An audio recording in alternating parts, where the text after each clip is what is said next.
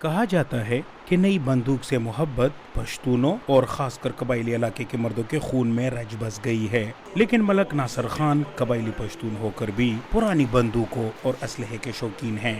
وہ کہتے ہیں کہ انہیں پرانا اسلحہ جمع کرنے کا شوق ان کے دادا سے ورثے میں ملا ہے۔ زیادہ جو کچھ چیزیں ہمیں ملی ہیں وہ دادا کے وقت سے تھیں، پھر میں نے خود بھی خرید کی، میرے چاچا نے بھی خرید کی ہے، تو یہ میرے پاس کافی انشاءاللہ بڑا ذخیرہ ہے۔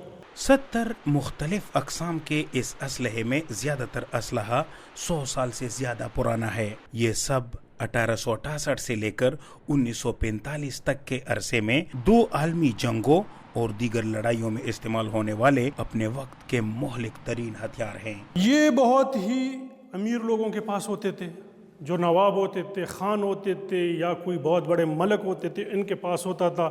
یہ اسپیشلی ان لوگوں کو گفٹ کیے جاتے تھے، تو اس وجہ سے یہ مطلب ہے بہت ہی یونیک چیز ہے، اور یہ جرمن آرمی میں بھی یہ بہت ہی ہائی رینک آفیسرز کے پاس تھے۔ ملک ناصر خان در آدم خیل کے رہائشی ہیں، جہاں اسلحہ سازی لوگوں کا ذریعہ معاش بھی ہے، لیکن پرانا اسلحہ لوگ دور دراز کے علاقوں سے لا کر ملک ناصر خان کو فروخت کرتے ہیں۔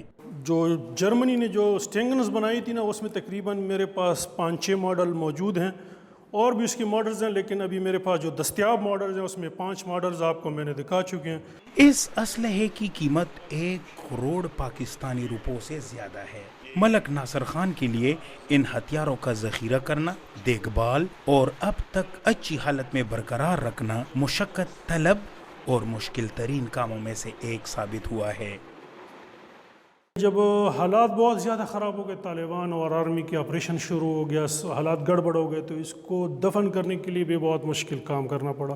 پہلے اس کی کھدائی کرنی پڑی، پھر اس کو پہلے ڈیزل لگوانا پڑا، پھر اس کو گریس پلاسٹک میں پھر اس کو لپیٹا گیا، پھر اس کو دوبارہ اس کو ایک اور ترپال میں لپیٹ کر دفنایا گیا۔ تقریباً 2 سال تک یہ زمین میں دفن رہا۔ اس بہت مشکل مرحلہ تھا، تکلیف دہ مرحلہ تھا، لیکن پھر بھی اس کی تھوڑا بہت اس میں رنگ خراب ہوا ہے۔ اس کی وجہ یہ ہے کہ کچھ گیسز اس میں ہوتی ہے زمین میں۔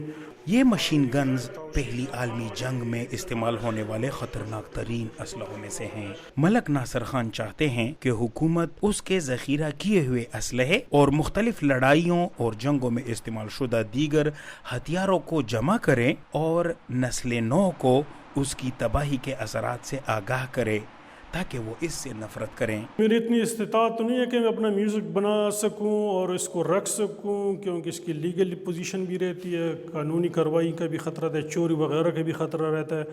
تو چاہیے کہ حکومت اس سپورٹ کرے اور اس کو حکومت رکھ لے، تو اس کو انشاءاللہ حکومت کو ہم دے دیں گے، اور اگر حکومت کو اور چاہیے تو ہم بھی اور بھی ان کو ڈھونڈ کر لا کر دے دیں گے، اور انشاءاللہ بہترین میوزیم بن جائیں گا، لوگ اس کو دیکھنے کے لیے آئیں گے انشاءاللہ۔ ملک ناصر خان اس اسلحے کی نمائش یورپ اور دیگر ممالک میں کرنے کے خواہش مند بھی ہیں۔ وہ یورپی عوام کو بتانا چاہتے ہیں کہ ان کے بنائے ہوئے اسلحے سے ایشیائی ممالک میں کیسے تباہی ہوئی۔